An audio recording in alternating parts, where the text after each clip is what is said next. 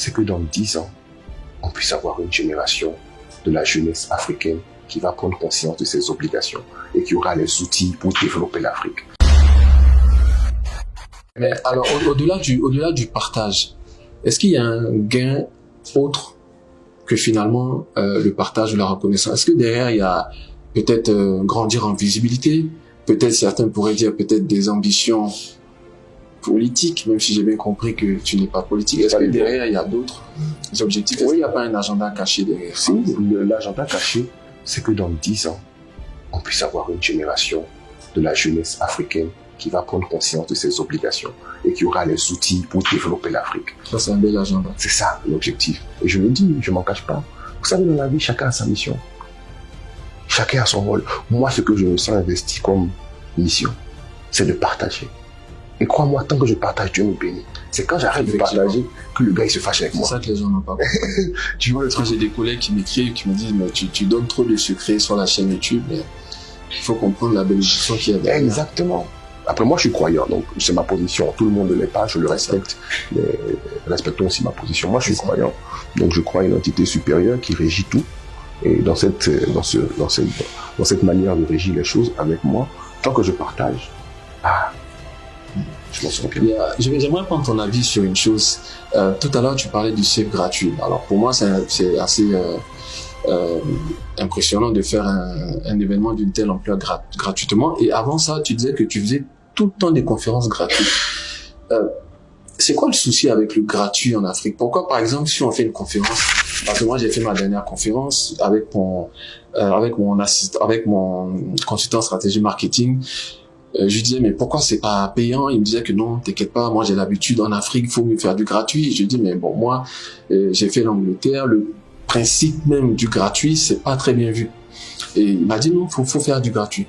Pourquoi des jeunes Ivoiriens, Africains ne pourraient pas payer 5 000 francs CFA, par exemple, pour assister à une conférence qui vaut des millions en termes de connaissances? Alors, j'ai 3 réponses pour toi. La première, la dernière conférence que j'ai faite dans un hôtel de la place, les tickets étaient à 10 000 balles. Une salle de combien? Peut-être 300-400 places. 300 places. 300-400 places, hein. C'est ça, non hein? On a fait, bien sûr, guichet fermé. Moi, je fais guichet fermé. Bon, je voulais militer. Avant ça, j'ai fait à l'hôtel Ivoire. Là-bas, c'était, je pense, 200 places. J'ai fait 100 000 en privé. Fermé. Guichet fermé. On n'attire pas le même peuple. C'est pas la même cible, c'est pas la même thématique. Donc, d'abord, il y a un aspect marketing autour. Donc, la même personne qui fait un projet, une conférence à 10 000 balles, il y a un public.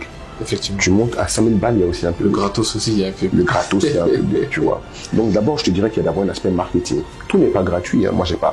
Ah non, moi, ça fait des années que j'ai arrêté les conférences. Tu vois ce que je veux dire? Oui, ça fait. Ma dernière conférence là, quand on a fini de faire conférence au stade, 20 000 personnes. Oui, j'ai vu. Bon, après ça là, tu fais quoi?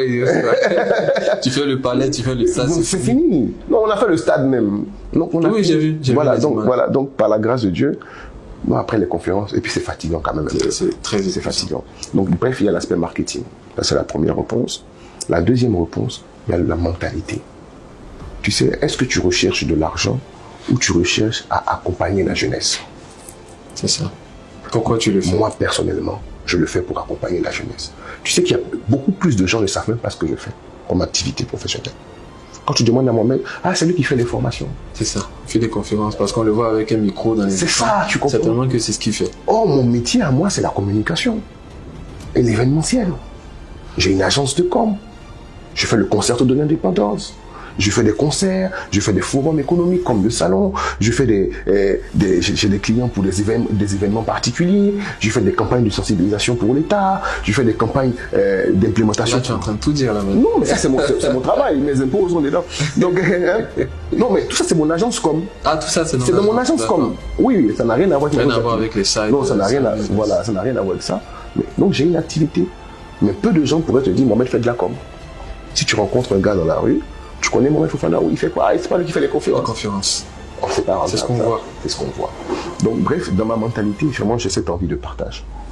Tu vois? Donc sur ce principe, je permets à ce que les gens puissent venir. Donc je ne suis pas dans l'aspect financier forcément à ce moment-là. Tu vois? Et puis après aussi, vous êtes des grands marketeurs. Il y a cette manière de traduire Tu fais gratuit, mais après, tu trouves la formule pour exploiter. C'est-à-dire que tu commences par le freemium et tu finis par le premium. Par exemple, voilà, tout ça. Bon, ça, c'est vous qui connaissez ça. Mais bon, nous, on est des garous dans ça. Nous, on fait parce que, bon, on veut faire comme ça. Mais donc, il y a cet aspect. C'est ma deuxième pensée. La troisième pensée, pourquoi le gratuit? Parce que la cible aujourd'hui qu'on a n'a pas forcément conscience de l'importance de ce qu'on leur offre. Effectivement. Malheureusement. Mais c'est en multipliant les actions que petit à petit, ils vont comprendre l'importance et qu'il y aura plus d'intérêt et qu'à ce moment-là, tu pourras mettre des barrières à l'entrée. Mais pas avant. Tu vois, Cédric Josué. Tu vois, Cédric dit qu'il a eu envie de... Cédric dit qu'il a assisté à une de mes conférences, je sais plus, en 2012 ou en 2013. Et que ça lui a créé un déclic ce jour-là, il a voulu devenir entrepreneur. Wow. Si, c'est lui qui m'a dit ça. Mais c'est... Oh, Cédric, moi je le vois de loin, je l'admirais. Je vois ce qu'il fait. Je dis, le jeune, il a trop de peps. Je suis fan de lui. Effectivement. Tu vois ce qu'il fait. Et lui vient me dire, c'est toi qui m'as donné ce peps. Il dit, c'est faux. Toi, même quand je te regarde même là, c'est toi qui me donnes même le peps. Tu vois le truc ou pas? Mais tu vois que dans la vie, tout ce que tu donnes te revient. Il dit, mais toi, tu te rappelles une fois, tu as fait une conférence dans tel hôtel là. Je dis, ouais. Il dit, mais il était là. C'est fou l'impact qu'on peut avoir, mais sans s'en rendre compte. Ça, c'est merveilleux. Et Cédric, à son tour, tu as vu sa communauté aujourd'hui. Il inspire des milliers de jeunes. Effectivement. C'est une graine que tu as semée qui est en train Je dirais pas comme ça. C'est Dieu qui a fait son travail. Mais in fine, ces milliers de jeunes-là, ils ont existé parce que Cédric est venu à la conférence une fois. Et ces milliers de jeunes, à leur tour, vont engendrer d'autres personnes. La mentalité est en train de changer. Naturel, on rentre dans le... La mentalité est en train de changer. Bientôt, tu vas voir. Bientôt, tu vas voir que ça va. Même regarde-toi, aujourd'hui, tu as écrit 4 livres. Mais avec tes livres, c'est du partage, c'est de la connaissance que tu donnes. Il faut qu'un lise et qu'il en parle à un autre. Pour que l'autre l'achète. C'est ça. Ça va se faire. Merci. Merci, je reçois.